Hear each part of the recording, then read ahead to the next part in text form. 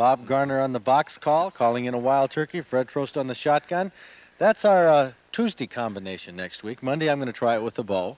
After I get my gobbler, Wednesday we'll switch. How about that? Well, I'll tell you what, Tuesday you'll probably be picking up a shotgun. They're difficult to kill with anything, let alone a bow. That's right. The wild turkey is probably the second most wary game animal or bird in the country. Wrong. He's number one. I know you're going to say the white-tailed deer is. We're not going to get into that debate, but we are going to show you how to hunt wild turkeys, the difficulty involved, using a call, shotgun, a decoy.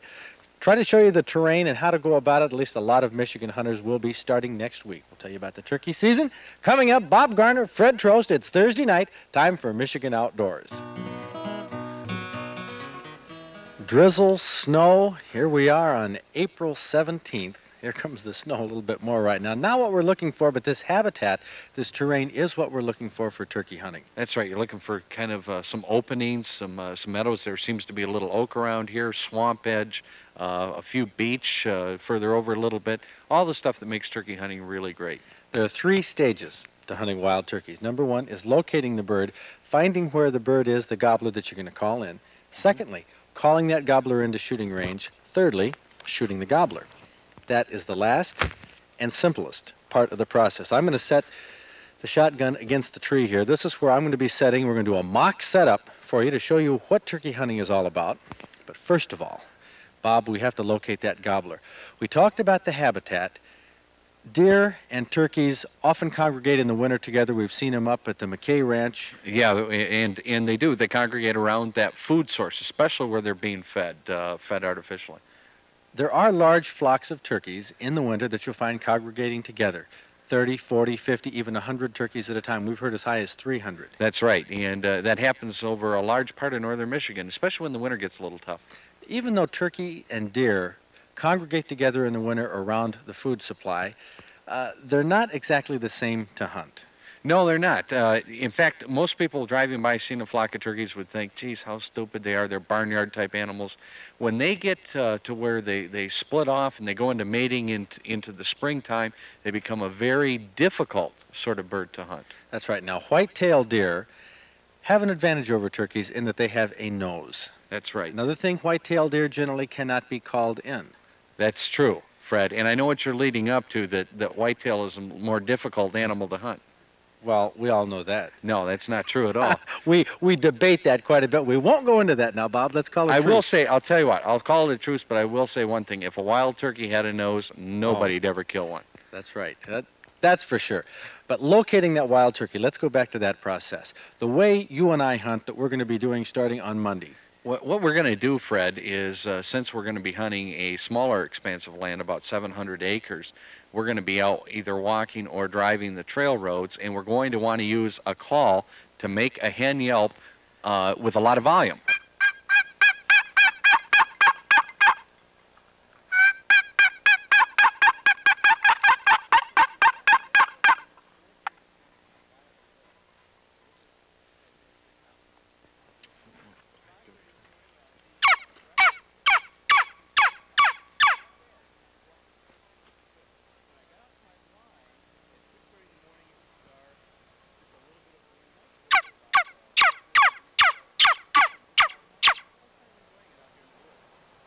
It's a little bit windy, though. That could be the big problem. Let me give it another shot. It's the sound of the hen turkey we're trying to make to call in the gobbler. Now, the hen decoy right here we're going to use, but it's not nearly as important as the calling technique. When we call in the gobbler, the reason he's going to come into the hen is because we're at the tail end of the mating season, Bob. Most of the hens should already be bred by the time we get into Monday, when the season starts. So generally, see, up until this point, the gobbler will be gobbling and calling the hens into him. What a position to be in. That's the way it works in nature. It's kind of the reverse of what we're used to. What we have now is closing time. So at 2 a.m., the gobblers will be out coming for the hens. If they hear a hen doing the cluck or the perk, and the clucks or clucks, a little bit of the purring and the whines and yelps, they're going to be very interested in getting together with that hen. Now, to get a response from the gobbler, you saw us go through a variety of calls. The quality of the call is not that necessary. Remember when we were at Rose Lake last year, Bob? This was during the mating season, a gobbler and a hen were in the pens. That's right. And I wouldn't suggest that all of these techniques of clapping hands or whatever, honking horns, will work all the time. But sometimes that will stir up a gobbler's interest. I think right now he is in such an aggressive state that you could probably clap your hands together and get him to gobble. Think so? Go ahead and try it. Yeah. Okay.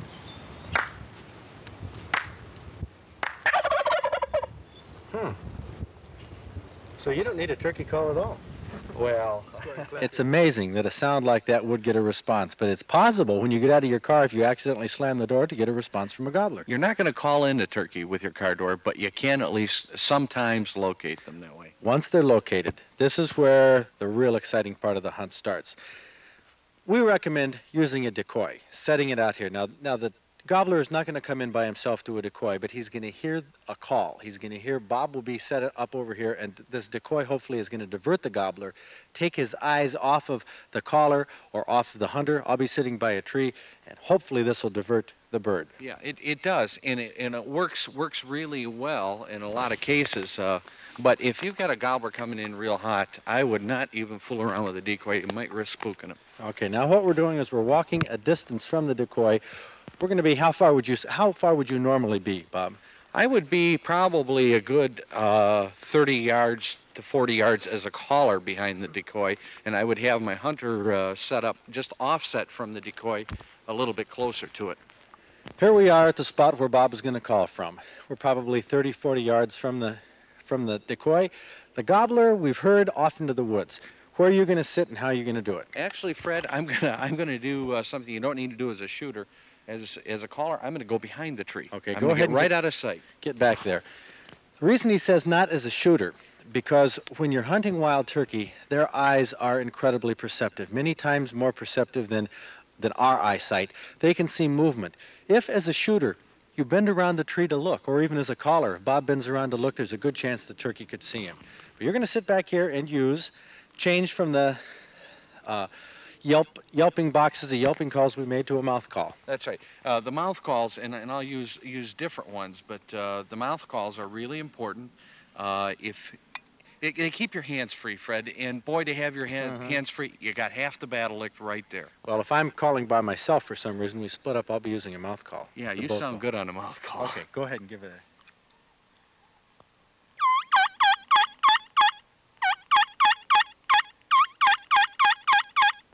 That's the mouth call. You see, you barely move your mouth. Your hands are free, but they're not moving. We have the decoy right over here. We can see the decoy.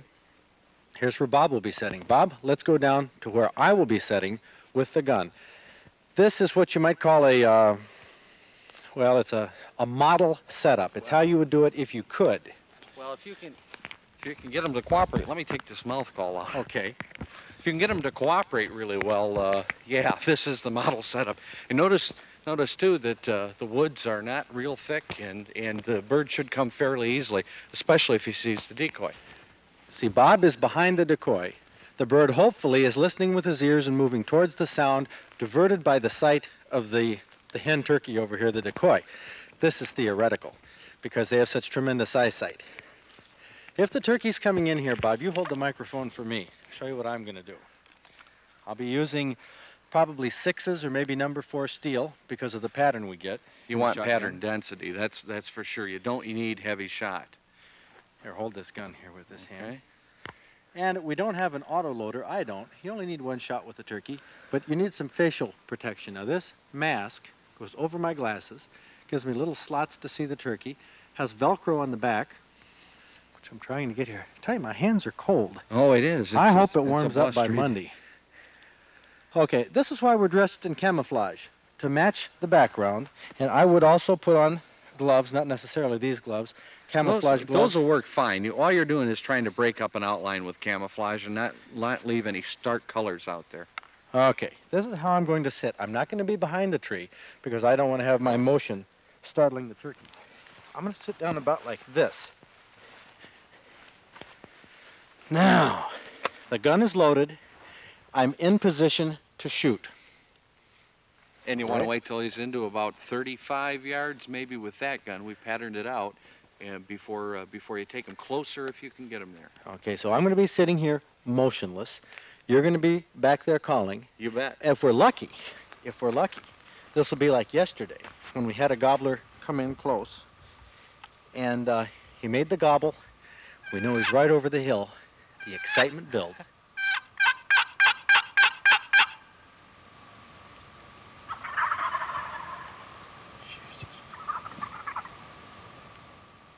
And then I merely pulled the trigger. That's probably the least exciting part of the whole hunt, but getting up to it, man, now that's when the hair on the back of your neck stands right up. And I'm looking forward to the recipe, the wild turkey dinner after this.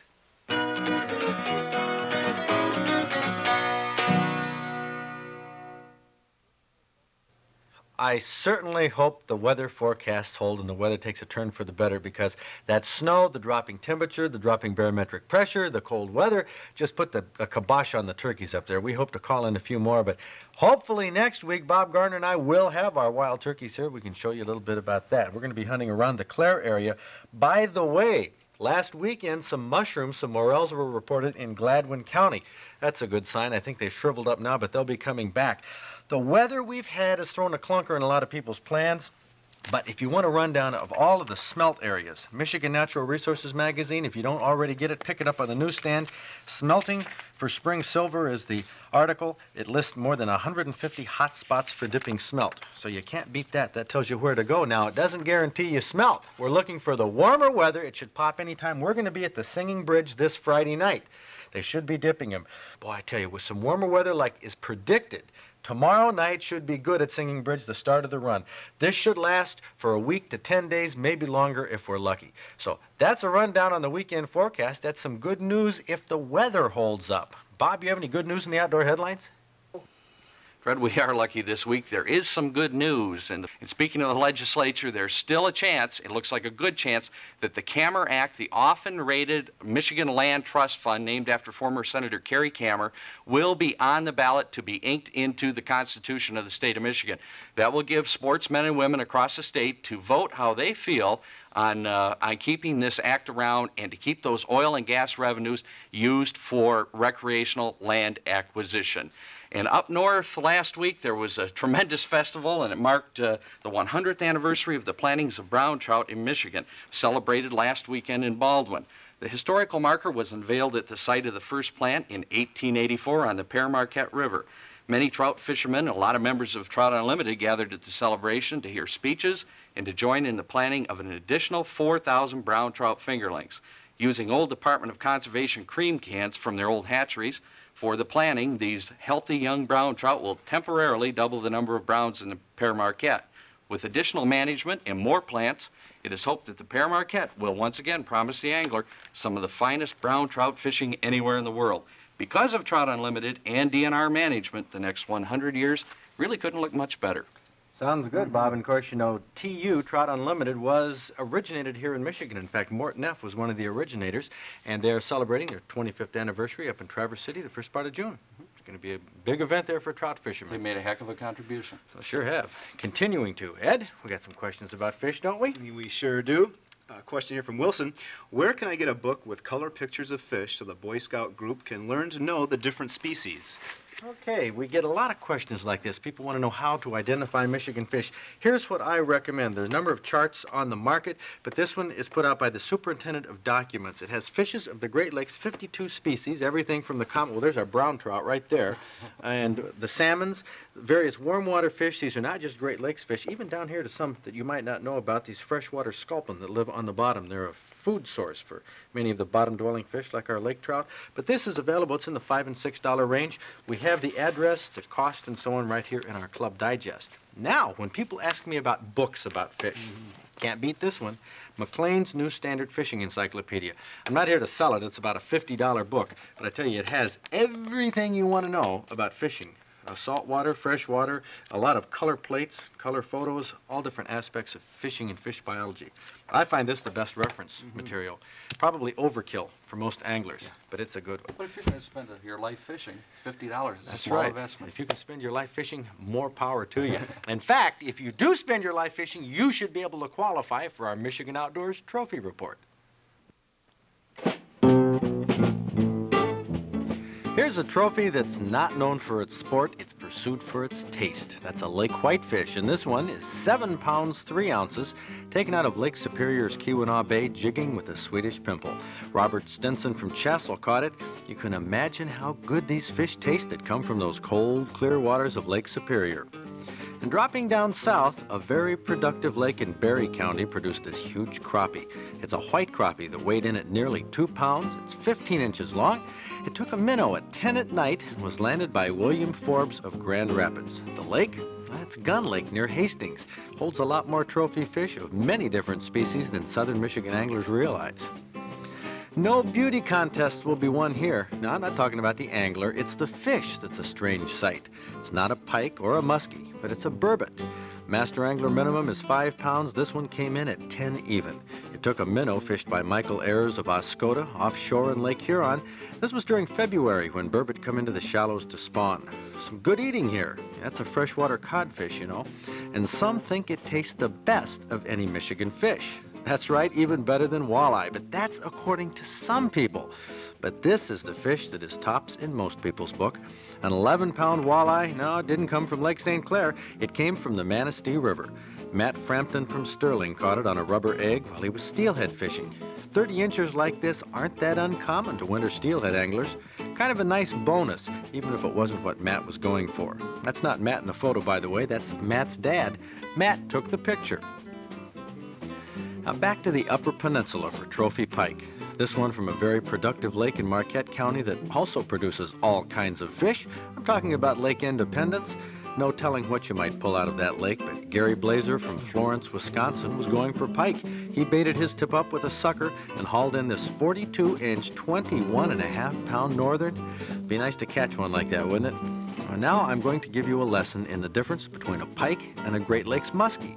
If we get in real close and look at the spots on a pike, they're whitish, bean-shaped spots, light spots on a darker body compared to this Great Lakes muskie that has dark spots on a lighter body. It's an easy way to tell the difference. Great Lakes muskie is a species that doesn't necessarily have to live in the Great Lakes. This one came from Elk Lake in Grand Traverse County. Get a load of the size. 33 pounds, 4 ounces, a wee bit over 4 feet long. It was speared by Cliff Boyd of Traverse City.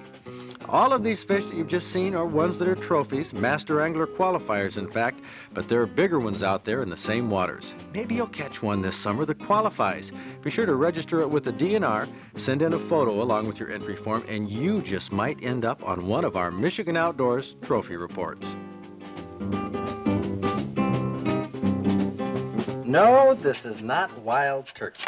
It should be here with turkey season coming up, but most hunters, unfortunately, won't get turkey, and I think if they want to roast something up, I recommend you go to your freezer, pull out one of those venison roasts from last fall, and pop it in. We have a great recipe here for it. I'm going to put a couple slices of venison on here, Kathy, and if you want to dress it up with some of that sour cream topping, we'll serve it to Bob and Ed.